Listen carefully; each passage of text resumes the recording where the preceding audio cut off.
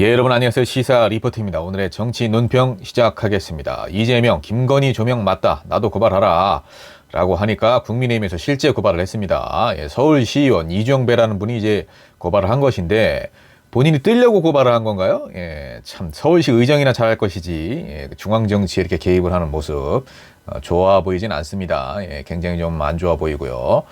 예, 이재명 대표 명예훼손 혐의로 이제 경찰에 고발을 당했는데 김건희 여사가 지난해 캄보디아를 방문을 했을 때 심장병을 앓고 있는 아이를 안고 찍은 사진, 이것을 두고 이제 내가 봐도 조명 같은데 그럼 나도 고발을 해라 라고 이제 한 것을 실제 고발까지 한 거죠. 진짜로 이종배 서울시의원이 서울지방경찰청 앞에서 김 여사가 사진 찍을 때 조명을 사용했다는 허위 사실을 유포했다라면서 이제 이재명 대표를 명예훼손 혐의로 고발한다는 기자회견을 개최할 거라고 했는데 본인이 직접 나서서 했건 아니면은 뭐 당에 어떤 입김이 있었건 간에 참 이렇게 해서 이름을 알리고 싶습니까?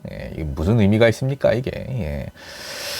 최고위원회의에서 민주당 최고위원회의죠. 김건희 여사가 이제 작년에 캄보디아 아이를 안고 찍은 사진이 이제 무릎 아래가 좀 반짝이고 깜빡깜빡거리고 이게 단순히 전등만 켰는데 이렇게 될 수가 있겠느냐. 이거 뭐 인위적으로 어떤 조명이 좀 들어간 거 아니냐라고 이제 의혹을 좀 제기를 했고 한 의원이 그 이재명 대표는 객관적이고 과학적인 판단에 앞서서 육안으로 보고 상식적으로 판단해도 이게 지금 조명이 맞는 것 같은데 내가 봐도 조명인데 그럼 나도 고발을 해라 라고 이런 맥락에서 이제 이야기를 한 거죠. 더불어민주당 의원들이 이제 고발을 당했으니까 이제 당대표가 나서서 이렇게 얘기를 한 것 같아요. 국민의힘의 이런 오만, 기초 광역 의원들까지도 오만한 것 같습니다. 참, 뭐, 앞으로 어떻게 될지 뭐 상황은 지켜봐야 되겠지만, 검찰까지 이제 넘어간 것이고, 경찰에서도 이거를 기소 의견으로 일단 송치를 한 건데, 수사기관들도 그렇게 뭐 공정하고 형평성에 맞게끔 지금 돌아가는 것 같진 않아요. 자, 다음 소식입니다. 문재인 전 대통령 한반도 비핵화를 위해서 중러와 협력할 수도 있어야 한다라고 이제 이야기를 했습니다. 김정은 북한 국무위원장과의 판문점 선언 5주년이죠. 어느덧 무엇보다 걱정스러운 것은 상황을 안정적으로 관리하기 위한 진지한 노력은 보이지 않고 오히려 서로 경쟁하듯 자극하고 적대시하면서 불신과 반목이 더 깊어지고 있는 것이다 라면서 이제 남북관계가 좀 악화되는 것에 안타까움을 표시함과 동시에 윤석열 정부를 비판을 한 것인데 4월 27일 판문점 선언 5주년 기념 학술회의에 보낸 기념사에서 한반도 정세가 더 악화되고 군사적 긴장이 고조되는 것이 이제 현실인 것이 좀 우려가 된다라고 밝혔습니다. 이런 상황이 지속된다면 결국에는 평화가 깨지고 군사적 충돌을 부추기가 돼서 국민의 생명도 안전도 경제도 돌이킬 수 없는 위험에 빠뜨릴 수 있다. 이럴 때일수록 인내심을 갖고 상황의 악화를 막으면서 대화를 통해 평화를 찾는 노력이 중요하다. 남과 북 그리고 미국이 함께 대화 복원의 노력을 기울여야 한다. 누구보다도 우리 정부의 적극적 역할이 필요하다. 우리 정부는 적극적 역할을 하고 있긴 하죠. 북한과 어떤 대화를 하려고 그러는 게 아니라 무조건 적대시하고 반공체제를 좀 강화해서 자신들의 어떤 지지율 확보 뭐 이런 것들에 이용을 하는 모습만 그런 것들에만 적극적인 모습을 좀 보이고 있습니다. 한반도 비핵화를 위해서는 중국과 러시아 협력을 할 수 있어야 한다. 무조건 중국, 러시아를 적대시하는 건 옳지 않다는 거죠. 더 늦기 전에 남과 북, 국제사회가 함께 대화 복원과 긴장 해소, 평화의 길로 하루속히 나서길 바란다라고 밝혔습니다. 북한하고 계속 취임 초기부터 지금까지 강대강 군사적 대립을 이어가고 있는 것인데 이제 윤석열 정부를 직접적으로 좀 겨냥한 것이라고 보여져요. 그동안 이제 지난 임기 기간 동안에 문재인 대통령이 노력했던 남과 북의 어떤 화합과 그리고 평화 통일 체계 구축을 위해서 노력했던 모든 것들이 다 숲으로 들어갔죠. 윤석열이라는 사람이 이제 대통령이 되고 그 이후에 이런 막장 행보를 계속 보이고 있기 때문에 숲으로 좀 돌아간 상황인데 북한이 저렇게 미사일을 발사를 하고 남한의 좀 긴장감을 유발하는 그런 발언들을 쏟아내는 것을 절대 순순히 고분고분하게 응해줄 필요는 없습니다. 당연히 우리도 뭐 강하게 나가야 될 때는 강하게 나가야 되는데 그렇다고 해서 북한, 중국, 러시아 무조건 뭐 미국, 일본은 무조건 우방 이런 이분법적인 마인드는 우리가 앞으로 국제사회에서 또 생존을 하고 앞으로 나아가기 위해서는 좀 버려야 한다, 지양해야 한다 이런 것이죠. 지금 외교의 기본은 어느 한쪽에만 또 너무 치우쳐도 극단적으로 그렇게 가도 좀 좋지 않은 상황이고, 더군다나 또 미국과 중국이 계속해서 이제 패권 다툼을 하고 있는 상황에서 우리의 임족국은 중국인데, 더군다나 또 우리도 경제적으로 중국의 영향을 많이 받고 있고, 그런 상황에서 이제 중국과 좀 적대시하는 것, 이런 것들은 좀 옳지 않다라는 맥락으로 이해를 하시면 될 것 같습니다. 자, 다음 소식입니다. 한미 정상, 북공격된 핵무기 반격, 워싱턴 선언을 발표를 했습니다.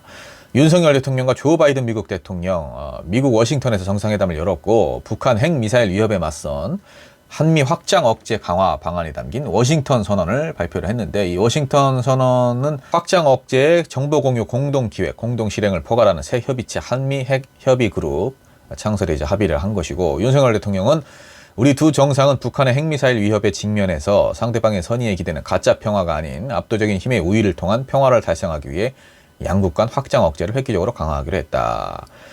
이 힘의 우위, 북한보다 꼭 우리가 무조건 힘의 우위에 있어야 돼, 힘으로 찍어 누르겠어, 이런 거는 또 남북관계 개선에 마냥 좋다고만 할 수는 없어요.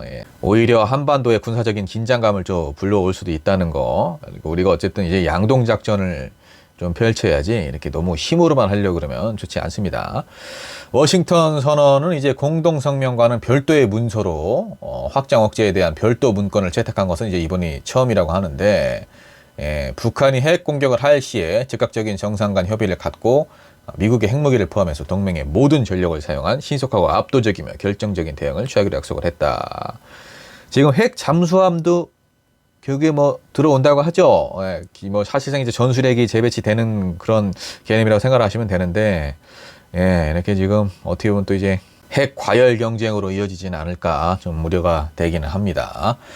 바이든 대통령도 이제 기자회견에서 미국이나 동맹 파트너에 대한 북한의 핵공격은 받아들일 수 없다. 북한의 핵공격을 감행한다면 정권의 종말을 초래할 것이다 라고 이야기를 했습니다. 이거 당연한 거죠. 북한의 핵공격을 한다면 당연히 뭐 스스로 어떤 멸망의 길을 초래를 하는 것이기 때문에 북한 수뇌부들도 이제 신중할 것인데, 이런 어떤 대응 체계를 구축하는 것은 당연한 일이지만 국가안보 차원에서 자칫 이제 북한, 러시아, 중국을 모두 완전히 적대시하는 그런 극단적인 상황, 그리고 신냉전의 소용돌이에 우리가 좀 휘말려 들어갈까봐 그런 부분이 좀 염려가 됩니다. 자, 마지막 소식입니다. 한미 정상 공동성명. 어떻게 보면 이제 연결된 소식이죠. 한 반도체 핵심 기술 협력 내용도 들어있다라고는 하는데요. 한미 동맹 70주년 기념 한미 정상 공동성명을 이제 발표를 했고, 두 정상 윤석열 대통령과 조 바이든 미국 대통령, 러시아의 우크라이나 침략을 가장 강력한 언어로 규탄을 하고 정치, 안보, 인도적, 경제적 지원 제공을 통해서 우크라이나를 계속 지지할 것이라고 밝혔습니다. 근데 이제 군사적인 지원은 굉장히 신중하게 판단을 해야 됩니다. 윤석열 대통령이 여기서 뭔가 약속을 하면 안 돼요. 지금 뭐 암암리에 또 우리 국민들 모르게 비밀리 약속을 했는지 모르겠지만, 어쨌든 이거는 국민들의 좀 공감이 있어야 되는 거고, 여야가 동의를 해야 진행을 좀 해볼 수 있는 것이지, 자칫 이거 군사적 지원을 함부로 약속을 하고 실행을 했다가 러시아의 분노가 우리 쪽으로 이제 화살이 돌아올 수 있기 때문에 이거는 신중하게 해야 됩니다. 군사적인 지원 같은 경우에는요. 북한에 대해서는 한반도에서의 지속적인 평화를 달성할 수 있는 유일한 수단이다. 북한과의 외교에 대한 의지를 재확인을 했고, 북한이 협상으로 복귀할 것, 협상 테이블로 좀 나와라, 이런 것을 좀 촉구한다라고 밝혔습니다. 근데 협상 테이블로 나오기는 쉽지는 않을 거예요. 일단은 뭐 압도적인 힘으로 북한을 좀 한번 압력을 좀 가해 보겠다, 압박을 하겠다, 이런 전략인 것 같은데, 북한에게 그것이 이제 온전히 통할 수 있을지 그 부분은 좀 계속 지켜봐야 될 일인 것 같고, 어쨌든 우리가 한반도 문제를 해결하는 데 있어서는 주도권을 가져야 됩니다. 그것은 우리의 주권이고 우리의 의지이기 때문에 미국의 군사력을 빌려서 미국의 군사력에만 의존을 해서 이 문제를 해결하려고 하면 안 되고요. 북한과 좀 지속적으로 계속해서 대화를 하려고 하는 시도, 그리고 미국과 북한을 좀 중재를 하려고 하는 시도, 문재인 대통령 시절처럼 우리가 좀 주도적으로 한반도 문제를 해결하고 북한과의 관계 개선에 노력을 좀 다해야 할 일인 것이지, 이렇게 지금 우리는 군사력을 강화를 해야 돼, 전술핵을 배치해야 돼, 이런 식으로 너무 강대강으로만 나가면 군사적인 긴장감만 초래할 수 있는, 결국에 장기적인 관점에서 봤을 때는 평화 통일 체계 구축에는 큰 도움이 되지 않을 수 있어요. 뭐 핵경쟁으로 또 치닫을 수 있는 것이고, 그렇게 되면 이제 결국에는 그 피해는 우리 국민들이 보는 것이기 때문에, 본인이 지금 임기가 4년 정도 남은 건데 이 윤석열 대통령도 본인의 임기만 생각하지 말고 그 이후에 한반도의 또 장기적인 미래, 북한과의 관계, 그리고 여러 다른 나라들과의 관계를 좀 면밀하게 검토를 해서 신중하게 한 발짝 한 발짝 행보를 해야 될 것입니다.